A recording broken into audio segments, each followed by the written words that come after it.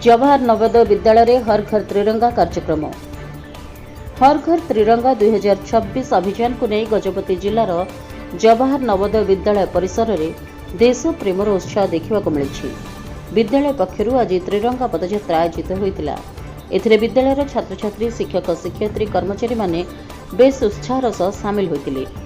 विद्यालय परिसर छात्र छात्री माने हाथ में त्रिरंगा पताका धरी श्रृंखलित भाव पदयात्रा करथिले। रास्तार शताधिक त्रिरंगा पताका धरी छात्र छात्री पदयात्रा अत्यंत आकर्षणीय होता। वंदे मातरम और देशप्रेमर नारे परिवेश मुखरित होता। कार्यक्रम में विद्यालय अध्यक्ष जेपी महाथा, वरिष्ठतम शिक्षक मोहम्मद रफी, कार्यक्रम संयोजिका राजिया मोहम्मद, पीजीटी भूगोल एस रथ, पीटी खोकन सिल, स्किल ट्रेनर बसंत और साई समेत विद्यालय अन्य शिक्षक शिक्षयित्री कर्मचारी माने सामिल होते।